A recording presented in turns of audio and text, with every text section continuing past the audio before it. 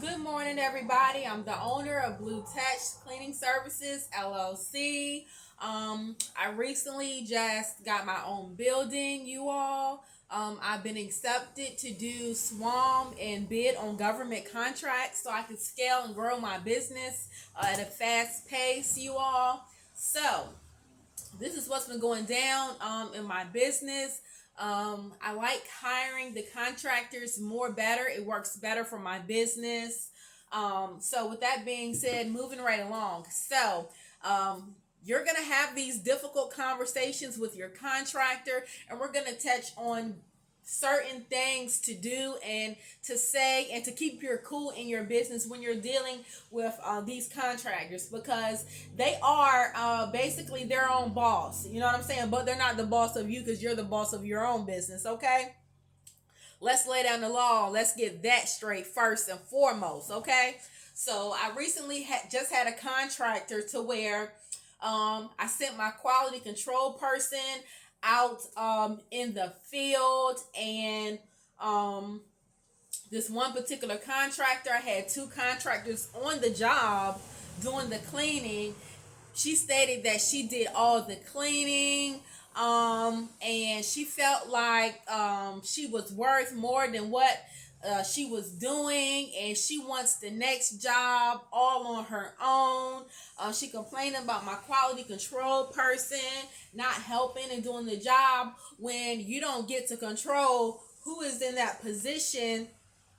And little did she know, the quality control person was actually someone very close to me that she did not have any idea on what she was speaking on or who she was talking to, that she thought she could belittle herself. Okay, so moving right along. On the next job we went to, I showed up on the job spot because, hey, I want to see. I don't believe anything that anyone just tells me. I go out in the field. I like to observe, pull information, and see how can I fix the problem before I make a decision.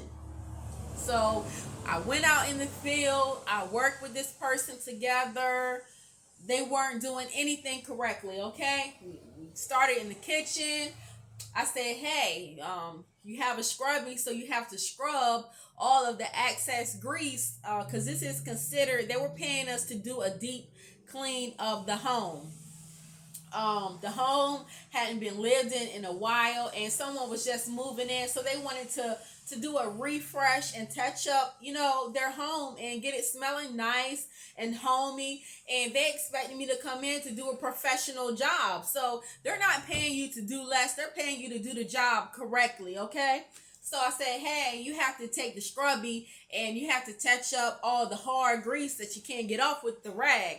So that was the issue. I don't know what all this stuff is up here. I can't get it off. I said, okay, don't worry about it. I'll handle it. That's why I'm the boss, right? So I say, I move you over here and you can work on the refrigerator. Moved her over there.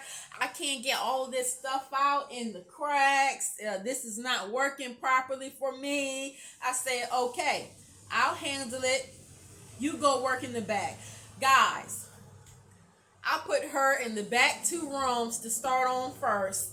She got back there, and I said, make sure you do the cobwebs, the tools, do the cobwebs around the ceiling. You hit the baseboards. You wipe down the walls to what needs to be done.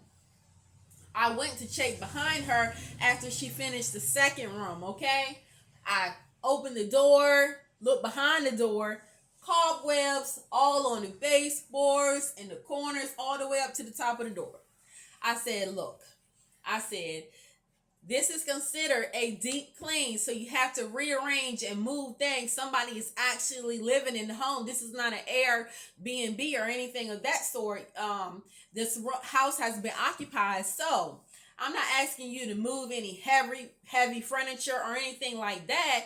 Just, look down, get the broom under there, use the vacuum if you need to get any excess out that you cannot reach. She didn't want to do any of that. She wanted to still complain, wanted to give me problems, so on and so on and so on. She wanted to argue. Me being the boss, it's unprofessional to be in a home with the client actually there and hearing all the commotion. We're not doing that right now. You know what I'm saying? So to make a long story short, I said, you know what? You can just go home. I'll be outside. You can sign your paperwork. You can void out this subcontracting agreement, and you're not getting paid because the job that I pay you to do, now I have to go behind it.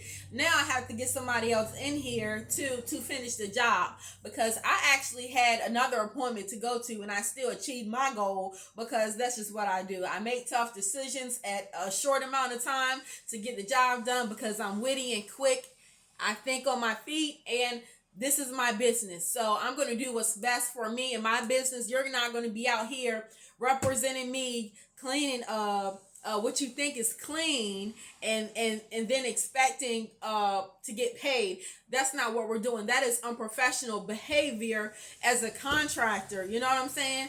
I can't put you anywhere. I can't put you in an Airbnb, because the Airbnbs, as you know, you all, they have to be to a certain standard. There is no half cleaning a window and leaving streaks on it and all of that mess. No, that's not what we're doing, because we're going to get called back. We're going to get a bad review, and that's not what Blue Touch Cleaning Services would like to put out there in the atmosphere. You know what I'm saying? That's not what we do.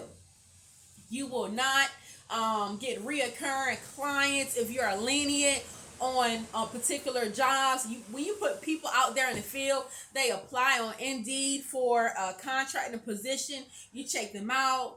Okay, checked out good. They say they know how to clean. And then when it actually gets down to the nitty gritty, you have some contractors that don't know the proper protocol. They don't know what to do.